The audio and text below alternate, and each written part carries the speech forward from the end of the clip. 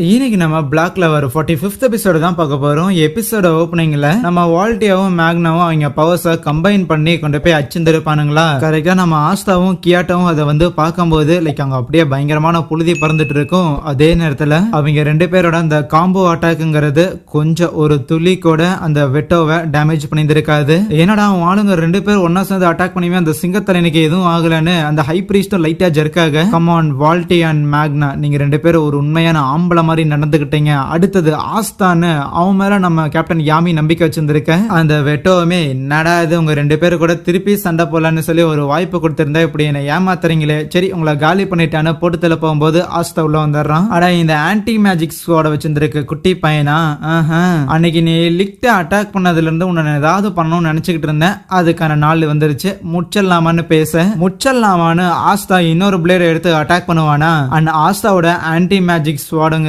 அந்த வெட்டோட பாடியில டேமேஜஸ் ஏற்படுத்ததான் செய்யுது.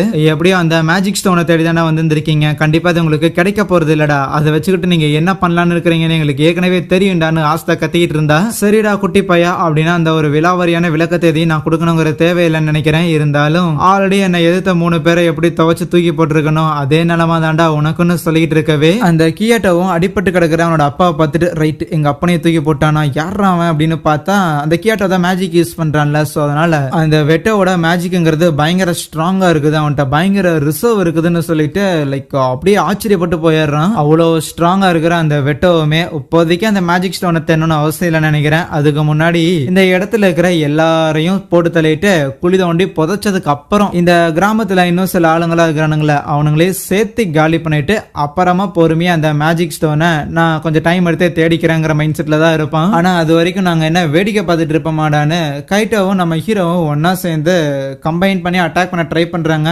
பெருசா வேலைக்கு ஆகல. என்னடா புள்ள போச்சிங்களா, உங்களால அவ்வளவுதான் முடியுமான்னு அவன் திருப்பி வெறுப்பேத்திக்கிட்டு இருந்தா. கமோ நீ எங்களை ட்ரிகர் பண்ணாலும் பண்ணலினாலும் கண்டிப்பா உன்னை நாங்க தடுத்து நிறுத்த போறோன்னு திருப்பி சண்டைக்காக போறாங்க. அது வெனேசா ஒரு இடத்துல இருப்பாங்கல்ல, என்னடா இது சண்டை போட்டுக்கிறாங்கன்னு நினைக்கிறேன். கேப்டன் யாமி வேற நம்ம எல்லாரும் நம்ம லிமிட்ஸை புஷ் பண்ணணும்னு சொல்லியிருந்தாரு. யூஸ்வலா அப்படி சொல்ற ஆளு தான், இருந்தாலும் என்கிட்ட சொல்ல மாட்டானே, ஒருவேளை பெரிய பஞ்சாயத்தா தான் இருக்குமோ அப்படின்னு யோசிக்கும் போது பின்னாடி அந்த ஐ ஆஃப் த மிட் நைட் சேர்ந்த ஒருத்தன் வரான். அதுவே நம்ம ஃபின்ட்ரால் பையன் இருக்கிறான்ல, அவன் ஒரு பக்கம் போய் ஒளிஞ்சுக்கிட்டு இருப்பான். ஏன்னா எப்படியோ அந்த வெட்டோட மேஜிக்கை இவன் சென்ஸ் பண்ணிட்டான், அவன் பயங்கர ஸ்ட்ராங்கா இருக்கிறான், அவன் எல்லாம் நம்மளால எதிர்க்க முடியாது, சாவடிச்சிருவான். ஆனா சண்டை போடாம இப்படி ஒளிஞ்சுக்கிட்டு இருந்தேன் அப்படின்னா தேடி கண்டுபிடிச்சதுக்கு அப்புறம் நம்ம கேப்டன் யாமி என்ன சாவடிச்சிருவாரு, என்ன பண்றேன்னு தெரியாம புலம்பிக்கிட்டு இருக்கு. ஒரு பக்கம் ஷார்மி தூக்கத்துல இருந்து எந்திரிக்காம இருக்க, ஆஹா இன்னும் நான் என் தங்கச்சி கிட்ட பேசவே இல்லையேன்னு நம்ம காட்சியை பயங்கரமா ஃபீல் பண்ணிட்டே இருப்பான். ஆனா அப்போ காட்சியை எதிர்க்கிறதுக்காக அந்த இடத்துல பார்த்தா ஒருத்தன் இந்த செயின் எல்லாம் வச்சுட்டு வருவானா, அவன் யாரா காமெடி பீஸ்ன்னு நம்ம காட்சி அவனோட மிரரை யூஸ் பண்ணி அட்டாக் பண்ணலாம்னா அந்த செயினை வச்சு மிரரை உடச்சு விட்டுறான். அட்டாக் பண்றதுக்காக அந்த மிரரை தான் பிரதானமா நம்ம காட்சியை யூஸ் பண்ணுவான். அந்த மிரரை வர வச்சாலே அவன் ஈஸியாவே அந்த செயினை வச்சு அட்டாக் பண்ணிடுறானா. சரி இப்படி அடிச்சா வேலைக்கு ஆகாதுன்னு நம்ம காட்சியை டபுள் ஆயிட்டு அந்த ஹிட்ல சில மிரரை அவன் க்ளோஸ்ல வர வச்சு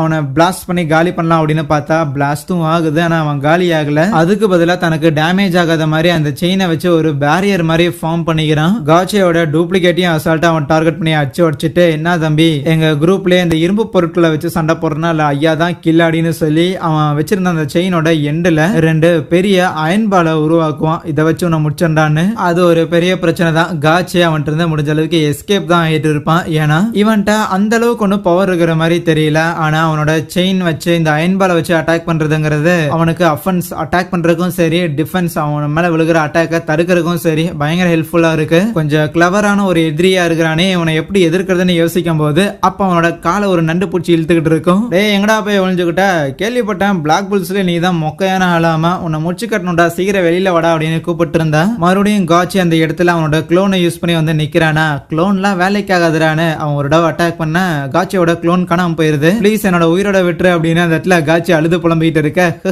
ஒரு மேஜிக்கல் நைட்டா இருந்துட்டு உசுருக்காக இப்படி அழுகுறேடா அப்படிங்கிற சொல்லி அவன் கிண்டல் பண்ணிட்டு அட்டாக் பண்ணலான்னு இருந்தா. அப்ப அவனுக்கு பின்னாடி ஒரு காட்சி வந்து நிப்பானா, எப்படி இன்னொரு க்ளோன் சொல்லி அவன் சர்ப்ரைஸ் ஆக. அப்ப அவனுக்கு பின்னாடில இருந்து ஒரு மிரரை வச்சு அவனை ஃபயர் பண்ணி காலி பண்றாங்க. காட்சிக்கு ரொம்ப நாளாவே தெரியுது அவன் பயங்கர ஸ்ட்ராங்கான ஒரு எதிரின்னு. இருந்தாலும் அந்த நண்டு அவன் காலை பிடிச்சி இழுத்துட்டு இருந்ததுல அது நம்ம கிரேவா தான் இருக்கும். கிரேயால தான் யாரோட உருவத்துக்கு வேணாலும் மாற முடியுமே. ஆகையால் அது காட்சியோட உருவத்துக்கு மாறிட்டு என்ன ப்ளீஸ் விட்டுரு அப்படின்னு சொல்லி காட்சி அழுதுட்டு இருக்கிற மாதிரி தெரிஞ்சதுல அது கிரேயா தான் இருக்கும். நல்ல வேலை கிரே இருந்தாங்காட்டி இவனை எப்படியா காலி பண்ணியாச்சுன்ட்டு அதுக்கப்புறம் கிரேக்கு ஏதோ காலு சுளுக்கு பிடிச்சிருக்கும் போல அவனையும் நம்ம காட்சியை தான் தூக்கிட்டு வர.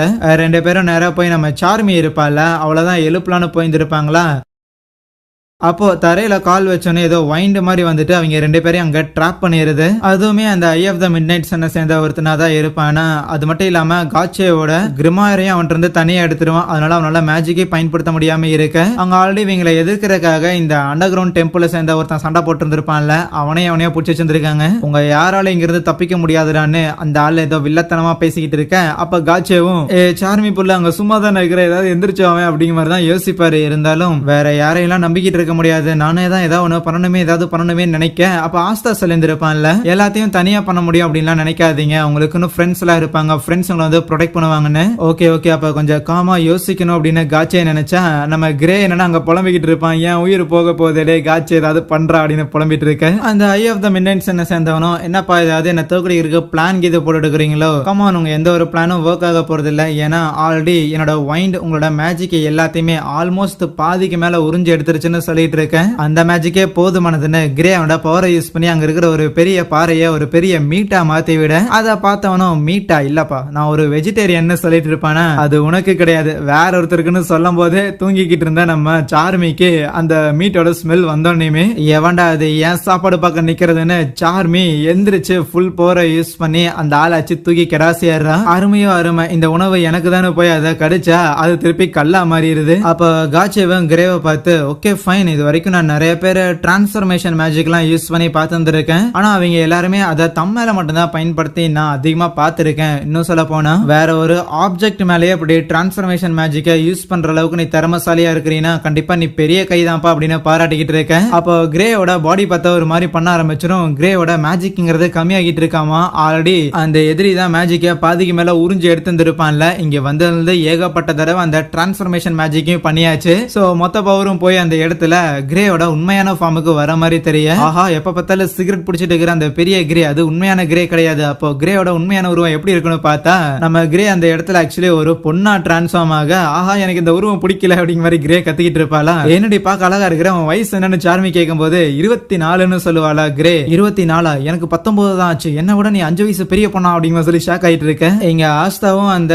கியாட்டோங்கிற பையனும் பயங்கரமா நம்ம விட்ட அடி வாங்கி வந்திருப்பானுங்க. அந்த மாதிரியான ஒரு ஸ்வாட வச்சுட்டு அதை யூஸ் பண்றதுக்கு கொஞ்சம் கூட தகுதியே இல்லாத ஒரு ஆளா நீ இருக்கிறடா, உன்கிட்ட நிறைய வீக்னஸ் இருக்குது. அதுல பிரதானமான ஒண்ணு, உன்னால மேஜிக்க வேணாலும் தடுக்க முடியுமே தவிர ரியல் ஆப்ஜெக்ட்ஸை தடுக்க முடியாதுன்னு ஒரு கல்ல தூக்கி எறியறான். ரெண்டாவது ஆஸ்தாவோட பெரிய வீக்னஸ் பிசிக்கல் அட்டாக் தான், பிசிக்கலா ஆஸ்தாவை அடிச்சு உட்கார வைக்க முடியும். மூணாவது எப்பவுமே உனக்கு விட்டு கொடுக்க தெரியாது, அதுதான் உங்ககிட்ட இருக்கிற பெரிய தப்பு. உன்னோட தகுதியை மீறி நீ சண்டை போட்டேன்னா அது உனக்கு அழிவை மட்டும் தாண்டா கொண்டு வரணும்னு சொல்லிட்டு இருக்கவே அடிக்க முடியல என்னடான்னு ஆஸ்தாவன் கையை பிடிச்சி கடிச்சுக்கிட்டு இருப்பானா.